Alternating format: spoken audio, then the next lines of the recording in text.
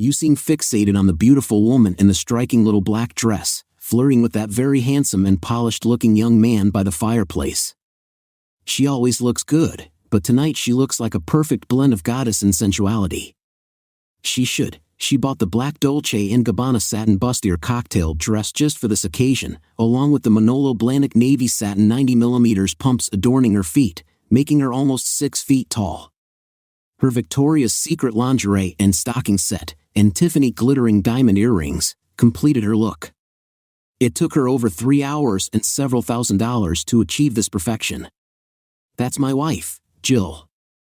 We've been married for over 25 years, and yes, she is very beautiful. I would guess, though, that she is 15 to 20 years older than him. She deflected my question by saying, I thought so. I saw you two coming together. I'm surprised you don't seem angry at her for being so flirty. You don't seem like one of those guys who gets turned on by it either. Are you? No, but honestly, I'm not sure how I feel, I replied. I turned and looked at this woman. I'm not sure how to describe her. She wasn't beautiful, but rather more handsome, if you can say that about a woman. However, she is obviously very bright and definitely exudes sex and class from every pore of her being. Several women at the charity function looked similar to her. My immediate thought was that she might be a doctor or lawyer. I told her, if I'm being honest, it does excite me a little, I guess, but you're wrong about the anger part.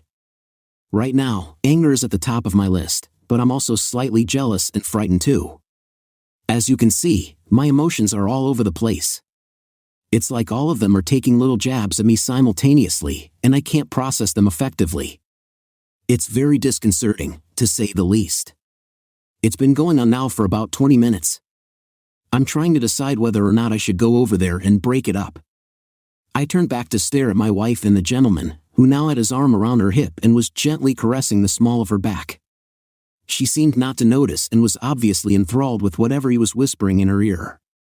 If I didn't know better and was seeing them for the first time, I would easily think they had been lovers for years. Every move, each touch seemed natural and well-patterned. On the other hand, I want her to have a good time. She's earned it. She has had a rough go of it for a while now. She lost both her parents and her only sibling in the last year. Work has been very difficult for her. She is the CFO for a tech company that has been trying to recover from some very bad business decisions. They have gone through several rounds of layoffs, and the stress on her has been tremendous. But with her help, they have started to turn the corner. In order to handle all of her stress, she has been on a rigorous diet and exercise program for over a year now.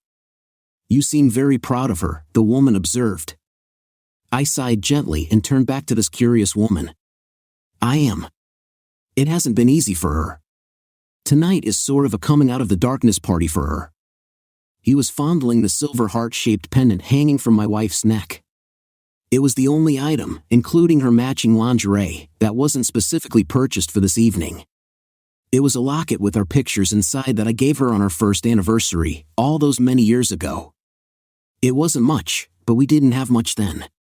She told me she loved it, and 24 years later, even though she could afford much better, she still wore it every chance she got. I told her she didn't need to wear it tonight, but she said it was worth more to her than the rest of her outfit and she wouldn't dream of not wearing it. They were both discussing it, obviously intrigued by the locket as he turned it over, fanning great interest in its simple design. He would let the back of his hand gently caress her breasts over her gown. She responded indifferently, as if this were the most normal thing in the world. It ratcheted up my anxiety level a great deal, though.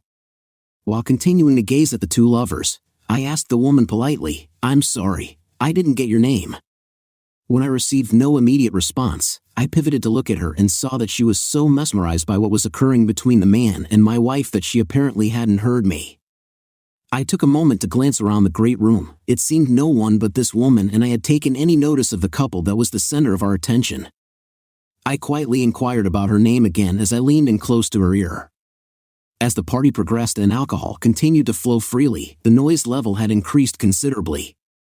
She seemed startled, broke her eye contact with them, and turned to me. I'm sorry, I guess I was engrossed with the couple. My name is Tony, Dr. Tony Adams. She grasped my hand and made a formal show of shaking it before returning to stare at them. "Jim Michaels, do you know the gentleman obviously trying to seduce my wife?" I queried, without breaking eye contact with them. "Are you certain it is he who is doing the seducing?" she asked with a wry smile as we both watched my wife drape her arm over the front of his shoulder, her elbow and forearm resting on his chest, as they clinked their crystal champagne glasses together in a toast. "No, I've never seen him before." "He's quite a handsome man, though, don't you think?" she replied. We continued our conversation while never breaking eye contact with the couple, who were now leaning into each other in a very relaxed and familiar manner. Anyone who noticed them would definitely believe they had been a couple for some time. "Yes, I suppose he is," I said, becoming very anxious and trying desperately to maintain a calm exterior. I'm not sure how successful I was.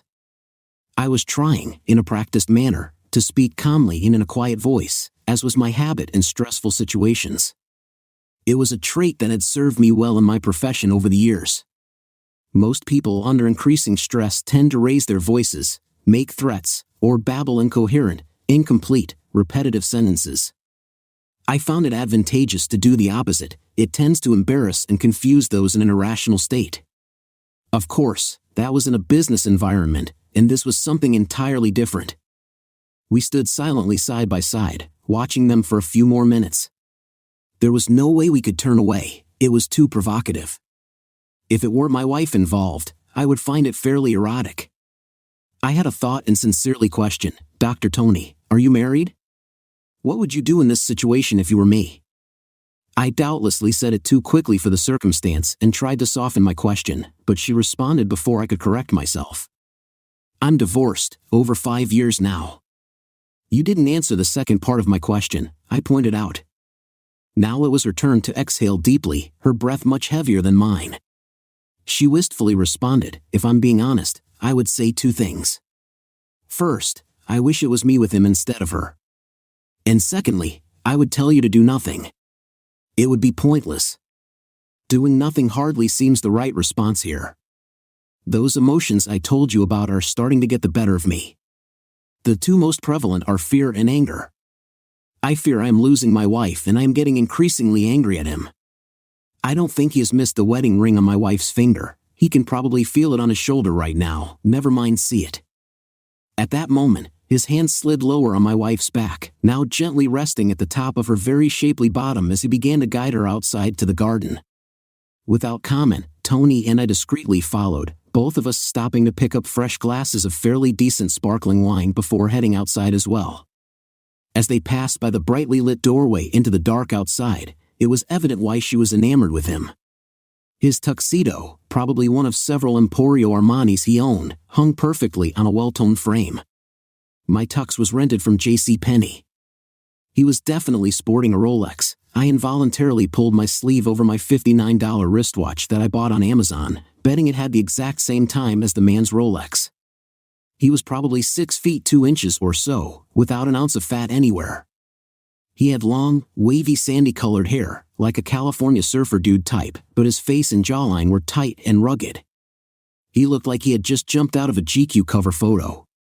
I felt a hand slip around my elbow and pull me in the opposite direction. "Let's sit here and talk a bit," whispered Tony, pointing to a table out of the direct light. It was probably the most discreet location we could find with approximately 100 or so party guests milling about. I noted, though, that Mr. GQ had conducted my wife to a dark corner that offered much more privacy from the crowd. When we situated ourselves at the ornamental iron cafe table, we could still maintain our view of the couple. He chose that exact moment to boldly clutch my wife and kiss her fully on the lips, long and hard. She responded by wrapping both arms around his neck, almost collapsing into him, and returned the kiss with a passion she had never given me. I started to jump up but felt Tony pull me back down. "Jim, don't. Please don't make a scene. It will only make matters worse. Think for a moment." I was starting to lose it and was ready to tell her to screw off and go to this affair when I saw a terrible sadness in her eyes, glassy with tears. "Tony, what aren't you telling me?" I demanded. I was torn between confronting Tony and keeping an eye on Jill and the jerk so they couldn't sneak out. Tony must have read my mind. "Jim, you don't have to watch them. They won't sneak out, they will come to you. Kyle will make Jill tell you what they are going to do before he leaves with her. It's part of his thing. He gets off on the humiliation of the husband. He'll look you directly in the eyes as Jill tells you she's going to spend the weekend with him. How do you know all this? How can you? Wait, you were with him, weren't you? That's why you're divorced. Tell me who that a-hole is and what is going on, or so help me. My full attention was now on Tony. Talk to me. A frightened Dr. Adams spoke quickly. His name is Kyle Rittenhouse. He is extremely wealthy, although no one seems to know where his money comes from. Despite his frequent cuckolding of married men at these events, he is always invited because he donates large sums to the various charities involved, so the foundation's members just overlook it. I glanced quickly around the patio. A few minutes ago, no one even noticed us, but now it seemed as if everyone was watching. I guess the death of my marriage was tonight's entertainment. So that's what happened with you, I said, feeling sick to my stomach, like a solid punch had just been delivered to my solar plexus. Just tell me, please. She was very emotional and hesitated frequently while telling her story. It was a very similar event, and I was there with my husband of 18 years. We have 3 kids. They barely speak with me today. I don't even know where my ex-husband is. I haven't talked to him in several years. Her tears fell easily now. Tony, please, I'm sorry about your family, but just tell me what happened. Exactly what you're seeing going on with your wife. My husband Tom and I attended a fundraising event to upgrade our hospital's cardiology and vascular lab with state-of-the-art EKG machines and other equipment, as well as the latest implantable cardioverter defibrillators. I hadn't been at the function more than 15 minutes when Rittenhouse set his sights on me. It seemed like a few minutes later, I was standing in front of my husband and some other invited dignitaries, telling him I was leaving with Kyle. It really was a couple of hours, though, I'm sure. She broke down again. I looked right at the love of my life, the father of my 3 young teenage children, and told him I was going to spend the weekend with Kyle. I knew my marriage was over when I saw the shocked look quickly turn to anger on his face, but I was going anyway. Tom started to get up into Kyle's face, but a couple of the organizers' security team appeared out of nowhere and physically convinced him to sit back down. I turned and walked away from his pleading voice telling me to stop, but I didn't. Kyle was smiling the whole time with his arm around my waist as we left. Jesus, it gets worse, Jim. You need to brace yourself for this part. It was by far the best sexual experience of my life. It was otherworldly, and despite everything I lost, if Kyle asked me to go with him again, I would. The hell with this. I'm going over there right now and putting a stop to it. Don't do it, Jim. All you will do is embarrass yourself. Look around you. Everyone knows what's coming, and they're all watching you. The foundation's security is already heading over to us. Besides, Kyle and your wife are coming our direction anyway. She's going to go with him no matter what you do or say. I looked behind me, and sure enough, Kyle had his arm around my wife's waist, his hand guiding her as he smirked at me. He never changed his expression or broke eye contact. My wife at least had the decency to look away when she saw my disposition. In that instant, I knew 2 things. First, my marriage was over, no matter what happened in the next 5 minutes, we were done, and secondly, I wasn't going to play the helpless victim and be the evening's floor show. I wasn't going to give them the satisfaction. I turned back to Tony before they arrived, only to be greeted with the look of a woman who clearly was in lust with Rittenhouse. If he asked her, she would probably have sex with him on the table right now. Damn it. All of a sudden, a large cocktail party that had been very boisterous 30 seconds ago got deathly quiet as I started to try to engage Tony in conversation. From behind me came, Jim, honey, I want you to meet someone. Her voice was cracking as she said it. I guess a 25-year marriage is stressful. I didn't even turn around, I ignored her completely. I asked, to shock Dr. Adams, to tell me about her children. Her mouth dropped open. She tried to recover and speak but only emitted a couple of squeaks. Much louder this time, Jim. I want you to meet someone. This time, with surprise and embarrassment in her voice, she still looked at Dr. Adams, waiting for a response. I continued to disregard them both. Then Rittenhouse interrupted. "Excuse me, Mr. Michaels. You really need to listen to what your wife has to say," his voice laden with mockery. I didn't react to him and repeated my question to Tony. "I really want to hear about your children." Not only was the room silent, but everyone seemed frozen in their places. Tony was regaining her composure, but before she could speak, we were disrupted again. "Jim, please turn around and look at me," my wife implored. I couldn't decide if she was exasperated or aggravated. I turned slowly and glanced at them both. For a moment, they were becoming aware of the scene they were causing, and their discomfort was rising. "Honey, this is," I interrupted pointedly and spoke forcefully while my eyes bore into hers. "Jill, you have never looked more beautiful than tonight. You are truly a vision." Her face lit up, and she began to smile and speak, but I cut her off. "Goodbye, Jill." I turned back to Tony. "You were saying?" People were beginning to titter and laugh nervously at the unfolding standoff. I could sense the two lovebirds' embarrassment growing. Tony started to speak about her 3 children in a light manner, which caused even more reaction from the gathered crowd. Then Rittenhouse made an almost fatal mistake. He put his hand on my shoulder and tried to pull me in his direction. Tony knew instantly what was going to happen. Trying to avoid disaster, she asked loudly, "Kyle, why don't you go home with me instead of her? You won't be sorry." Kyle removed his hand from my shoulder and asked politely, "Do we know each other, madam?" At that moment, I saw an expression of utter dejection on Tony's face. She had sacrificed her family and dignity for someone who didn't even remember her. I can't recall seeing someone in so much pain. What she had done was finally hitting home, and life was seeping out of her rapidly, like air from a punctured balloon. There was something else that flitted across her face. I became genuinely concerned for her welfare. It was time to end the circus. I turned back to Jill and Rittenhouse. "I'm sorry. I didn't realize you were still here. You may go now." I waved them away with my hand. I always wanted to use Val Kilmer's line from Tombstone, "It only took the end of my marriage to do it." I vaguely heard my wife say, "We'll talk when I get home Sunday night." They turned and left without further comment, but it was obvious that Mr. Rittenhouse was not a happy man. His perfectly structured cheekbones were beet red with embarrassment. It wasn't much, but it was a small victory. Looking around the patio, I could see that the attendees were disappointed there wasn't more of a show. Sorry to disappoint. Maybe next time, folks, I thought to myself.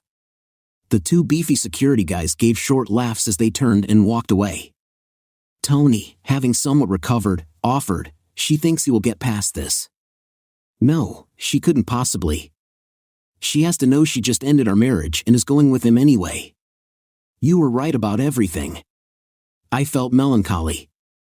"Thank you for trying, but I have to know, did you do that for me or for you?" "Neither," Tony replied. "I tried to do it for your wife. I have lived for the past 5 years with the emotional turmoil and pain she is going to experience." Something was already dead inside Dr. Adams, and it shook me to my core. "Dr. Adams, I know what you're thinking right now. Please don't do it. It isn't worth it." "What are you talking about?" I asked. "Jim, don't play games with me. Look me in the eyes and tell me you aren't thinking about harming yourself." Funny, my thoughts weren't with my wife or our marriage, but I was deeply troubled that Dr. Adams was possibly going to end her misery tonight. She couldn't look at me, she just dropped her head and wept. "All right, Doc, you have 3 choices. You and I can sit here all night and talk. We can go to a 24-hour coffee shop and speak there, or I can take you home. What's it going to be?" She gave a little snort. "You aren't that great a conversationalist. You may as well just take me home." Still quick with a sharp response, even in the face of all this, I was starting to like Dr. Adams. We drove the 35 minutes to her apartment in silence, each of us lost in our own thoughts. I kept looking over at her and, even in the darkness, could tell she was having bad thoughts. Most people who commit suicide don't want to die any more than anyone else. They just come to accept that there is nothing else to live for, and their desire to stop their pain is stronger than their fear of death. Dr. Adams, like most medical professionals, had little fear of death anyway. They saw it every day. Doctors and nurses understand that no matter how much physical or mental pain someone is in at the moment of death, you can observe the agonizing scars of age, disease, and pain disappear, and the deceased would have an indescribable look of peace. All the age lines and crevices of ache and suffering disappear, their eyes, long dulled by aging, are alive and bright, and for a moment, they look young again. Many who have been too long in the field and have seen too much are envious of the dying. Of course, it only lasts a moment before the physiological process of death takes over, but it is the last moment that one remembers. For medical personnel and others, such as military and first responders, it must sometimes seem tempting. I had lost my wife, but I wasn't going to lose Dr. Tony Adams. The irony wasn't lost on me. When we arrived at her apartment, I escorted her to the door, took her keys from her, unlocked it, and followed her inside. "Thank you, Jim. I can get myself to bed," she said. "What are you doing?" I asked as I took off my jacket and tie, followed by kicking off my shoes. "I'm not leaving you alone tonight. I will sleep here on the couch, but I'm not going to leave you until I know you're going to be okay. You're too important. Don't even think about arguing." I plopped myself down on the couch and watched her. She just stared back at me for a few moments, then without a word, turned and walked into her bedroom. I looked around the apartment. It was pretty stark for a woman's home. There was not a single family photo or memory to be seen anywhere. Not a good sign. 5 minutes later, she came back out, wrapped in a fluffy blue and white robe.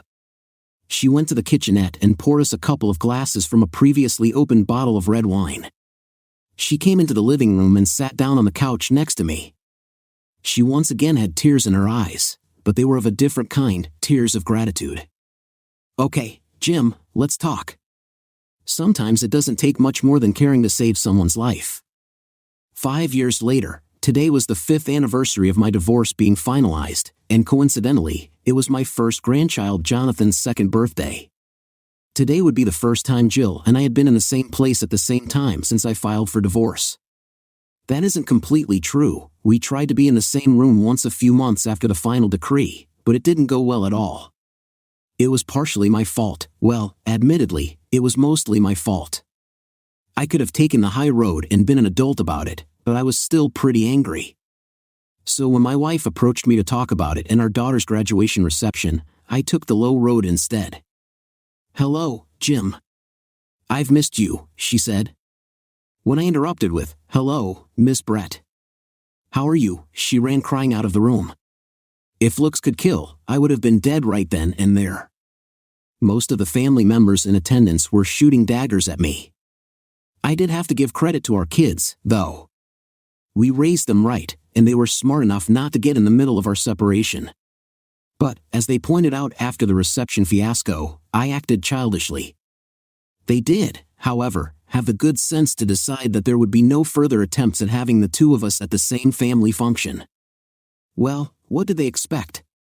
Our divorce was pretty acrimonious. I can't take all the credit for that because, even though I was angry and wanted my pound of flesh, my wife fought the divorce in every way she could. I wasn't exactly sure how she did that in a no-fault environment. I think her strategy was to utilize every delaying tactic possible to make the divorce so expensive that I would give up. Having money, though, is one of the few downsides in a divorce. It can drag on for quite a while, and lawyers get paid regardless. In any case, I wasn't giving up. But Dr. Adams had been right again. Jill thought I would get past her little weekend fling. I wondered if she tried the same tactics during her divorce. I never asked her, though. Jill also somehow got the family law judge to order mandatory counseling. I suppose it wasn't really mandatory, but when the judge looks at you and says, "Mr. Michaels, while I can't order counseling because there are no minor children involved, are you really saying that you can't do a few weeks of counseling to try and save a 25-year relationship? What are you supposed to do?" We agreed. I mean to say, the lawyer agreed, on 12 sessions, but after the third one, both my wife and the assigned counselor knew it was hopeless, and we all agreed to call it off. As I remember, my wife ran out of the room crying then, too. I think the consensus was reached after I said something like, "Do you really believe I'm going to stay married to a 304 who wanted to introduce me to her boyfriend so she could tell me she was going to have sex with him all weekend long in the middle of a damn charity function with a couple hundred people watching?" It was an honest question, but perhaps I could have been more tactful. It did get my point across, though. I did get the last laugh, too.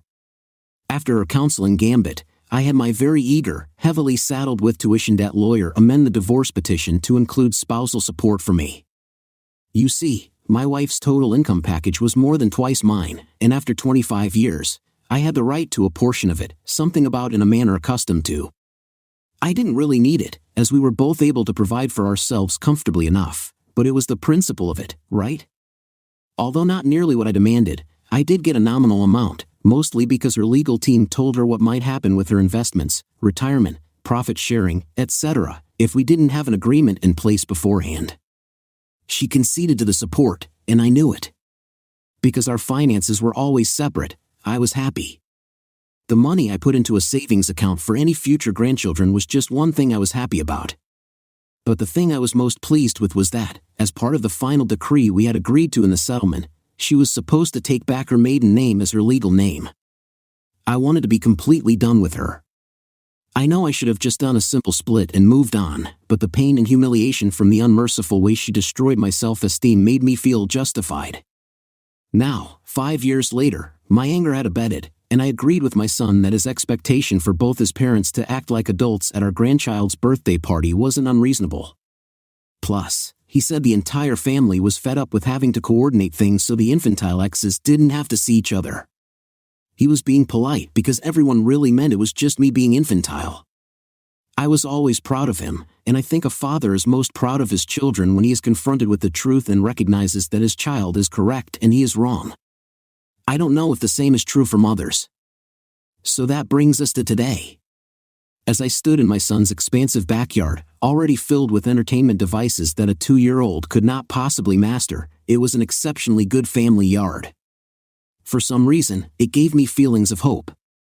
I had a light beer in my hand, waiting for my ex to make her appearance.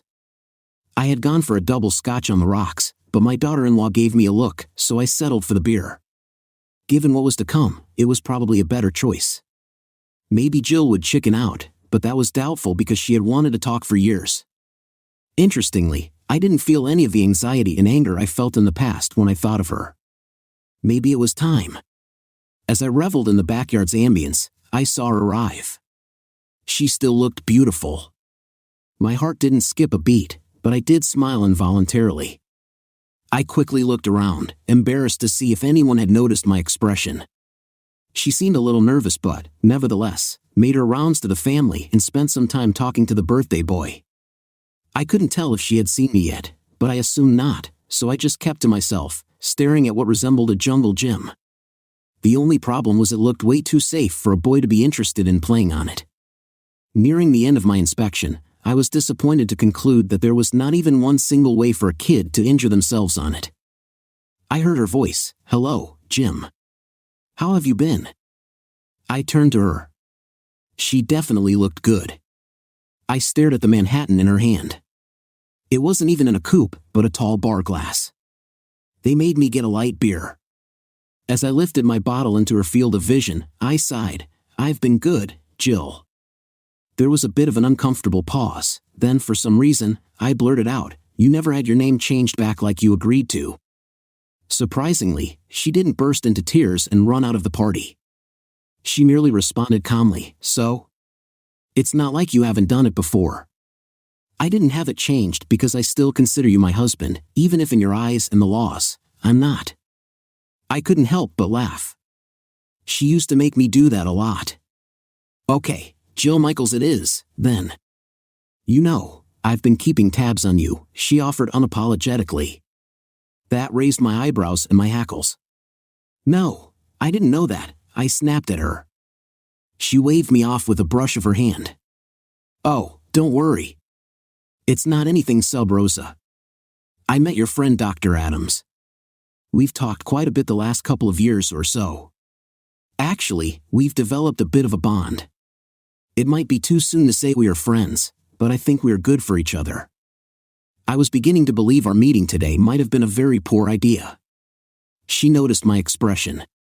Please don't be angry with her. I begged her not to tell you. I know you two are good friends, and I didn't want to ruin that. I just wanted to try to understand how I could have done what I did to you, to us. Honestly, we don't even discuss you. We just try to help each other, she expressed sincerely. Wow, weird. I should be very upset, but I'm not, I thought. I'm not angry with you, Jill. Have you two made any progress in your understanding? I quizzed, without a trace of rancor. Some, but it is a work in progress. She is quite a woman. She told me that you saved her life. No, I didn't. She saved herself. I just provided the opportunity for her to do so. I couldn't believe I was saying this, but I was truly interested in understanding more about what happened, or more accurately, why. I surprised even myself with how calm I was. Would you like to sit down and talk some? Jill had to choke back her emotions. Yes, Jim, I would very much like to talk about it. We found an unoccupied table as far from the crowd as we could and sat facing each other. Before we start, Jill, just promise me no matter what, you won't lie to me. We have too much of a history together, and we're too old to play any more games. If you ever had any love, any respect, any feelings for me at all, just please don't lie to me. She was already crying. It seems that if there is one thing I am good at, it is making women cry. She nodded her head definitively and spoke softly, I promise. She pulled out a handkerchief, wiped her eyes, and blew her nose. Not very ladylike, and it drew attention from the gathered party guests. I couldn't help but smile at her. You know, the handkerchief thing always bothered me, even when we first met. Here was this beautiful, self-confident young woman, a woman who knew what she wanted in life. You were so gorgeous, charming, and feminine. You were always an attention-getter from both sexes. You were so special, and yet you blew your nose like a cigar-chomping, fat, middle-aged truck driver in a restroom at the local truck stop. Some things never change, I guess. We both cracked up and laughed uncontrollably for about 5 minutes. I'm sure the family went from being worried we would kill each other to thinking we were crazy almost instantly. But it did break the ice for us. When we had finally calmed down, Jill spoke first. Jim, I don't want to pry into your personal life, but Tony is very fond of you. She's quite attached, and it makes me jealous. I know I don't have the right to feel that way, but I do. She was nervous but not accusatory. How come you never married her? My instinct was to respond with something along the lines of none of your damn business, but instead, I opted for sincerity and openness, understanding that it was past time to do so. Jill, Tony and I are really good friends. We do a lot of things together, and she gives me peace and comfort. Believe it or not, in the 5 years I've known her, we've been intimate less than a handful of times. That's not what our relationship is about. I will never ask her to marry me, partly because I don't want to risk ruining a beautiful friendship, but mostly because of what you did. I hoped I wasn't hurting Jill, but I had to be truthful. I was destroyed by what you did to me. Tony told me that evening and a couple of times since that if that piece of crap asked her to, despite everything she suffered, she would have sex with him on the 50-yard line during halftime at the Super Bowl. I can't risk having that happen to me again. I just can't. I hesitated, unsure of the impact my words were having on her. I continued, you probably don't know it, our kids certainly don't, nor will they ever, but I went through 2 years of therapy trying to understand what happened to me that evening. I know I reacted calmly and as if I was in control, but in reality, I was devastated. Did Tony tell you how often Loverboy pulled that stunt and the fallout from it? Yes, but Jim, I never fooled myself.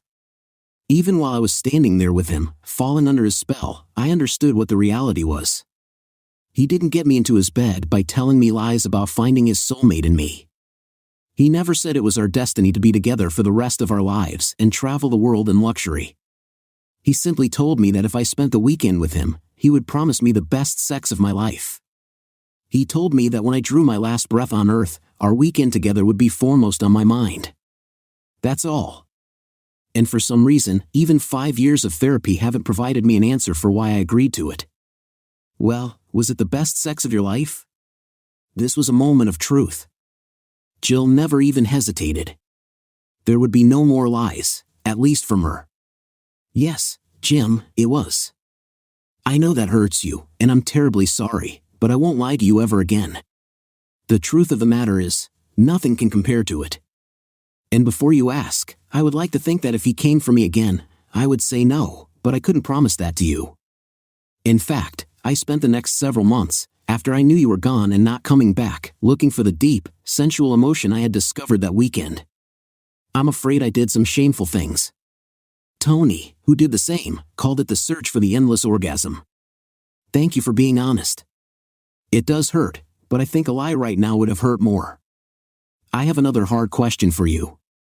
Candidly, Jill, over the years, I have actually come to understand why you might have wanted to go with Rittenhouse. Tony and I have discussed her reasoning, or lack thereof, for her actions. I think I have gotten past that part, and maybe if that is all there was to it, we could have worked our way through it somehow. God, I know. Tony told me about your feelings regarding what was happening earlier at the party. I am so sorry. I put my hand up with the international symbol for stop. What I will never be able to get past, and honestly the reason we will never get back together, is the way you did it. Oh, I understand why he told you to do it that way. He got off on the humiliation factor for the poor sap of a husband. But how could you walk up to your devoted and loving husband of 25 years, the father of your children, the man who celebrated every success with you, the man who held you and wept with you at every failure and pain you ever felt in your adult life, and in a public setting, tell me you were going to take a lover and screw each other's brains out all weekend long, then return to me and expect our life to go on as if nothing of significance had occurred? Now, I was the one close to tears. What possessed you? You couldn't even discreetly come to me alone and talk about it privately. She stood silent and frozen for a full minute. She didn't cry, though. Maybe she didn't have any tears left. I don't know, Jim. I honestly don't know. I could give you all the standard excuses about me being worried about growing old, you neglecting me, hormone imbalances, etc., but none of that was true. That's what is killing me, 5 years later, and I don't know how I could do that to you. He simply told me that was the way we had to do it, that it would be best for everyone, so I did it. When he said it, it just made sense, so that's what I did. I knew I was hurting you, but I honestly thought we could work past it. When he took me home that Sunday night, and yes, he took me home, he was a perfect gentleman. But he ended it by literally flipping a light switch in his suite and told me it was time for him to get me home before I got out of the car in front of our house. He thanked me for a great time, kissed me on the cheek, and it was over and done. That's how I felt too. It was over. When I came home, I honestly thought you would be waiting for me. When I realized you were gone, I actually got angry with you for running out on me. Can you believe that? It's why I fought the divorce so hard. I was going to make you pay. Nice touch on the alimony thing, by the way. I didn't know whether to laugh or cry. You aren't some high school dropout living in a single-wide trailer, working part-time at King Soopers. You have an advanced finance degree and practically run a Fortune 500 company, for Christ's sake. She didn't answer. There was no fight left in her. She was exposed, no part of her hid from me. I had never seen her look so vulnerable. The answers to my questions might never come because she truly didn't know them. How is that even possible? What do you want from me, Jill? She was almost begging. Jim, I want you to save me too. You did it for Tony, and she did the same thing as I did, and you were with her. I just want to be back in your life. I can accept us never being married again, even living together, but I can't live with you not being in my life. It's killing me that I'm made a stranger to you. Up until today, I would have snapped out the obvious response because I was never married to her, but I decided to remain silent. I had no idea how long we had been sitting and talking. I looked around the backyard and saw we were the only ones left. The sun was starting to set in the west. I briefly thought the party was either over or we had scared everyone inside. Jill seemed not to notice. She was still lost in her thoughts about the choices she had made. What did I want? That was the most prevalent thought on my mind. I had been asked several times over the years by well-meaning friends and family, not to mention my counselors, whether I was better off with her in my life or out of it. My resounding response had always been out of it, but now I'm not so sure. The truth is, I miss her. I miss holding each other in bed, winding down as we talked about our days and our children. I miss laughing together at life's comedy going on around us. I miss the smell of her perfume. I miss seeing her naked, wearing only that silly locket. I miss everything. We were perfect once. It would never be again, but then life lived in absolutes is a life wasted. I can do friends, Jill. Why don't we make a standing date to have dinner once or twice a month? I think we still have a lot to think and talk about.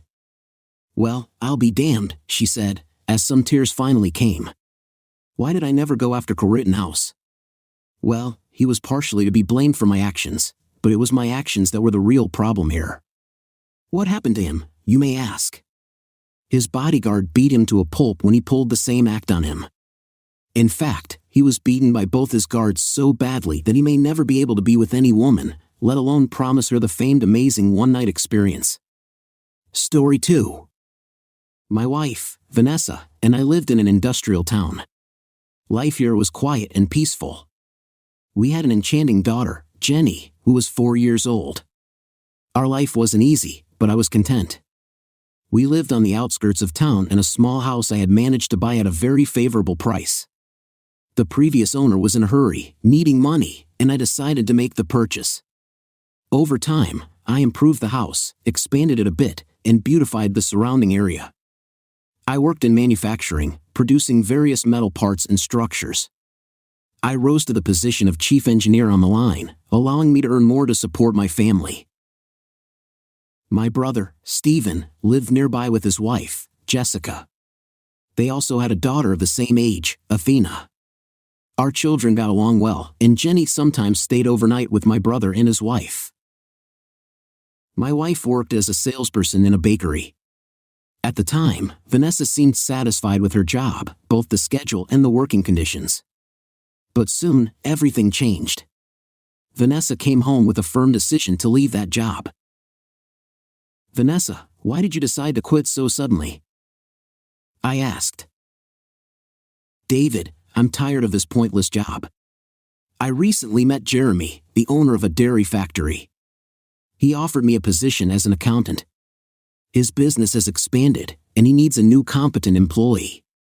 My education fits, and I'm tired of standing behind the counter. I want something better in my life, and this is a real opportunity for me. Jeremy? That old cunning fox? People run away from him. He's very stingy and audacious. People complained about unbearable working conditions. Why do you need this? I'm not going to carry sacks or milk cows. I'll be doing intellectual work. And Jeremy promised a good salary and a normal work schedule. I don't know, Vanessa. I wouldn't rush if I were you. I understand you want to change jobs, but you shouldn't jump at the first opportunity. I think things might not be as smooth as they seem. David, I've already made up my mind. This is my chance, and I don't want to miss it. There aren't that many decent job openings in our town. So, I've already agreed. I'll be quitting and moving to a new job. Vanessa surprised me greatly with her decision. She presented it as a fait accompli, not seeking my advice or listening to me. I couldn't understand why she had made such a sudden choice. Everything had been fine and calm until that moment. We always communicated and discussed things together. Now, she didn't even want to listen to me. I knew Jeremy, that old man. He was a rather unpleasant and mean old man for whom money mattered the most. Many people in our town disliked him. I didn't like that Vanessa decided to work for him. She pretended Jeremy was a decent person to collaborate with, but I would never have agreed to it. Vanessa started her new job, and our family harmony was disrupted. She often stayed late at work and went on unclear business trips. All of this began to infuriate me. After all, I also had a responsible job, and our daughter needed care. She needed affection, warmth, and attention to her upbringing. However, Vanessa devoted less and less time to the family. She constantly claimed that she needed to streamline work processes. There were many nuances in her job that needed to be addressed for future productivity. Vanessa insisted it was temporary, that she could handle it, and that these issues just needed to be sorted out. But she could explain this to me. How could she explain it to a little child? I tried to convey to Vanessa that more time needed to be devoted to our daughter. Maternal care was essential now, not later.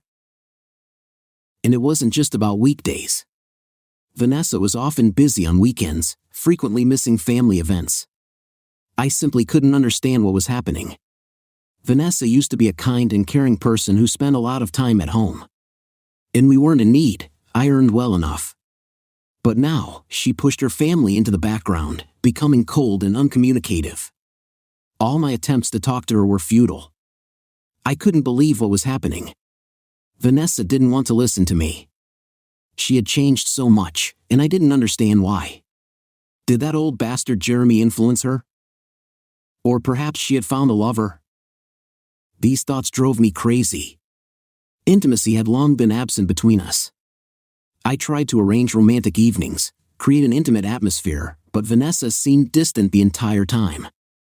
I couldn't grasp what was going on in her mind. Vanessa, I want to talk to you more seriously. We need to talk. David, what happened again? Are you going to lecture me again? I'm asking you, please, don't. Vanessa, what's going on? It's like I'm living with a completely different person. I don't know what to think anymore. Why are you behaving like this? Did that old jerk Jeremy influence you so much? David, stop making up all these stories. Jeremy is decent and very kind to me. He treats me well, and I'm just trying to do my job well. There are no secrets or mysteries here. Something very important has come up in my life now. Something important? More important than your daughter, than me? What does that mean? You suddenly became cold and angry. I don't understand what's affecting you. And what's so complicated in your new job that you constantly disappear there? No, David, I love you and our daughter. I'm just working, nothing more. I'm trying to make time for you and our daughter. I see how hard you're trying. It feels like you don't want it yourself. As if you're being forced to be with your own family. I'm fed up with enduring this. Tell me honestly, do you have a lover? David, have you lost your mind? What lover are you talking about? What nonsense. I only have you, and I don't need anyone else. I would never do that to you. I understand why you think this way. Things haven't been smooth between us lately, but I assure you, there's nothing like that here. Let's make a deal. You won't bother me with your tantrums anymore, and I'll try to streamline work processes so that we can spend more time together. I looked at Vanessa and didn't see the person I once knew. I had a feeling that she just didn't care about lying to me. I really wanted to believe that Vanessa was telling the truth, but I couldn't let it slide. I wanted to get to the bottom of it all. Action needed to be taken. But what could I do? Did I really have to follow her? The thought seemed foolish and absurd from the start. After all, I wasn't a detective, and I didn't want to be a paranoid husband who distrusts his wife so much that he's willing to tail her. I explored other options to solve this problem. I cautiously questioned our mutual acquaintances and friends, hoping they had noticed anything strange or seen Vanessa with someone else. However, Vanessa had almost stopped socializing with anyone. We hadn't visited friends together for a long time, and no one had visited our home either. It was all very strange and incomprehensible. I couldn't find the truth anywhere or come across anything that truly helped me uncover it. Everything revolved around Vanessa's new job. I hardly knew who Vanessa worked with. Could there be a secret admirer of my wife whom Vanessa didn't want to talk about? But who could it be? I didn't even know what I would do if I proved myself right. But I tried not to dwell on it for now. Initially, I needed to confront Vanessa. The idea of keeping tabs on her didn't seem as crazy to me anymore. If it helped me figure everything out and dispel these doubts, I was willing to do it. I waited for the right moment to start monitoring Vanessa. I decided to begin tailing her from early in the morning on an ordinary weekday. On that day, I dropped Jenny off at my brother's with his wife. They had days off, and they happily agreed to take care of Jenny. I did it early in the morning to make sure I'd be home before Vanessa left. When I dropped my daughter off, I quickly returned and parked near the house. I waited for Vanessa to leave. Soon, she walked out and headed towards the bus stop. Everything seemed mundane, nothing suspicious was happening. But with each step Vanessa took, I flinched with horror, expecting something to happen any moment. Would she go somewhere else, or would someone approach her and hug her? It was all just terrible. I didn't enjoy doing this, but I had no other choice. Vanessa boarded her bus, and I slowly followed her. At every stop, I scrutinized the crowd exiting the bus to avoid missing my wife. Eventually, we reached her workplace. Vanessa entered the premises. I sat in the car near the entrance, thinking, what's next? What was I even thinking? Sit and stare at these gates all day? Or go in and say that I'm just here to keep an eye on my wife, so I'm hanging around? How silly and pointless is all of this? Time passed. I nervously entertained various thoughts in my mind. My state was truly heavy. In one moment, I wanted to laugh and cry. I was simply going crazy. But I couldn't think of anything else, so I decided not to seek any particular meaning in what I was doing. I just sat in the car, gazing into the distance. And so, evening gradually began to envelop everything in darkness. In the dimming sunlight, the lights at the facility glowed brighter. I felt numb all over. The time came when the staff started leaving the premises one by one. After a while, I spotted Vanessa again. She came out but didn't head towards the bus stop, which alarmed me. Vanessa went in the opposite direction.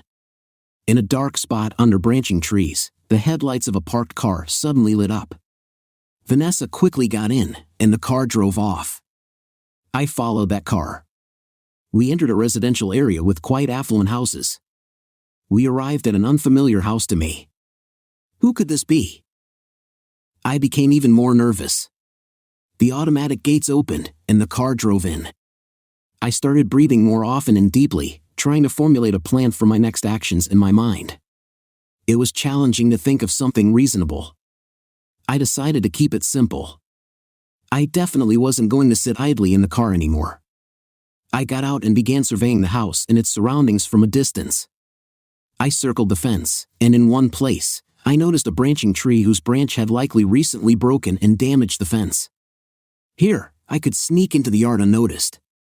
I slipped inside and approached the house, cautious of dogs or alarms. Fortunately, it was clear, and I was lucky. I reached the house and turned the handle of the entrance doors, which were also unlocked. I started walking through the rooms, searching for Vanessa. Lights were on everywhere, but Vanessa was nowhere to be found. Then I heard the sound of splashing water and a woman's voice. I didn't have time to figure out whom I had heard, but I began moving in the direction of the sound. I cracked the door to the bathroom open and witnessed a shocking scene. Vanessa was on all fours in the jacuzzi, and the one behind her was Jeremy, that old bastard, having intercourse with her. This sight clouded my mind. Anger and hatred spread through my body like a hot wave. "You filthy bastards!" I yelled and rushed towards them. I reached these animals and grabbed Jeremy. I started drowning him in the jacuzzi. Vanessa screamed and jumped out of the jacuzzi.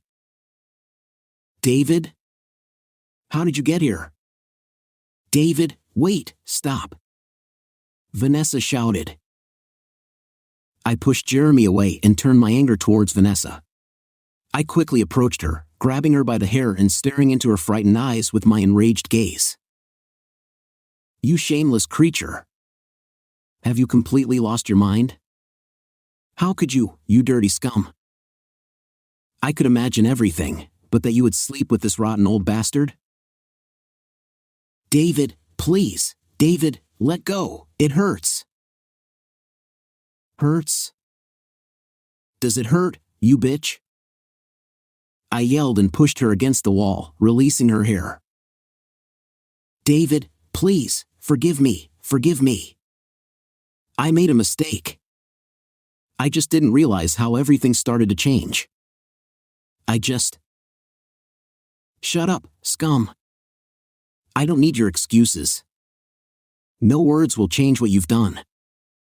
It's just awful. You're a sellout who jumped on this rotten and old bastard. I don't consider you a human anymore, you animal. You fooled me for so long, deceived me. You said it was all work, your new opportunities. What a cynical creature you are. Yes, David, yes. You're right, I've done a terrible thing to you. I got tangled up. It's not me, you know me. I don't know how I agreed to all of this. David, wait. No need to do anything stupid. You don't want trouble, do you?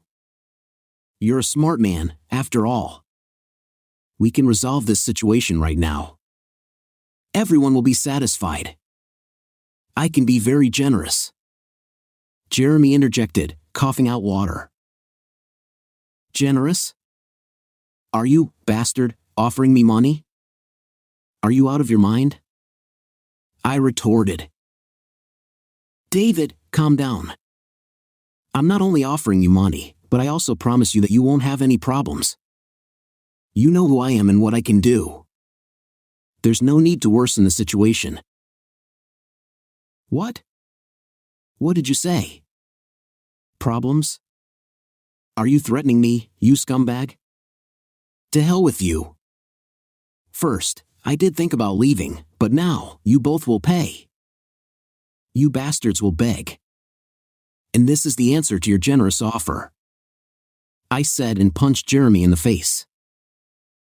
I found a rope and tied up these filthy creatures. Jeremy was unconscious from the blow, and it was easy to bind the old man. As for my wife, she wriggled and twisted like a real snake, but it was all in vain. After a while, they were already in the car. I found the keys, opened the gates, and pulled the car closer. I threw these bastards onto the back seat and drove towards my production facility. I knew what I would do with them. By this time, there was no one around, and I had access. I easily entered the premises of my own company and dragged these creatures. I tied them to the conveyor. David, what are you thinking, David? Vanessa asked in hysteria. David, stop, please, think about what you're doing. Jeremy regained consciousness. Shut up, you creatures. I don't need your words. Now I'll give you a little tour. You'll ride this line to a big press that will squeeze all the crap out of you. The remnants of your disgusting bodies will fall into bags at the end of the line. This will be the end of your journey. But get ready, it won't be easy to die. I'll set the conveyor to the minimum speed. The press will crush you part by part until it completely flattens you. Have a pleasant trip, you bastards. I said and activated the conveyor. When the conveyor started moving, these bastards whimpered like beaten dogs. They watched in horror as a huge press ahead of them worked, crushing various metal rejected parts lying between them and the press. They screamed, begged, writhed. I had never heard a person cry so desperately. It was no longer a human scream but some kind of beastly sound. In that time, they experienced true horror. And now, their legs were already under the press. The press began to descend slowly. And now, the press began to press their legs. They whimpered even more from the pain. And then, I stopped the conveyor, lifting the press. Now listen to me, filthy pieces of shit. I'll let you go, I won't stoop to your level. But you'll remember this for the rest of your lives. I don't want to see your pathetic, stinking faces anymore. And if you dare to do anything, then I won't be able to stop. I'll just kill you. You'll die, I promise you. And now, get out of here. I said and released these terrified creatures. Vanessa never dared to step on the threshold of my house again. But that wasn't the end of it. These bastards wanted to destroy me. My action didn't stop them. They decided to seek revenge. Take everything away from me. In the divorce case, Vanessa wanted to claim everything from me. She wanted to take our daughter. I couldn't entrust a child to this greedy creature. For a while, I moved to another place, as now anything could be expected from these scoundrels. But soon, one piece of news changed everything. I learned that these creatures were relaxing at some resort. It was Jeremy's private resort. They were having fun in the sauna, but then something went wrong. The sauna doors got stuck, and the temperature inside kept rising. These bastards couldn't get out. They boiled alive, like crabs in a pot. These creatures didn't listen to me and died a painful death. What was it? I don't know. Fate, divine intervention, or maybe Jeremy crossed paths with someone else with his rotten nature, and someone decided to take revenge cleverly. For me, it didn't matter anymore. Finally, they left me and my daughter alone. That was the main thing. Now, I could try to rebuild my life. About 2 years later, something good finally happened in my life. I met Veronica. I met her when enrolling my daughter in school. She was my daughter's teacher. She immediately caught my eye, but I was afraid to admit it to myself. Veronica noticed that I was struggling, and she began to support and help me gradually and unobtrusively. She brought my daughter to my house, sometimes just visited. And gradually, we became close. And now we lived as a happy family. It helped me forget the unpleasantness of the past and start a new life, brighter and more joyful.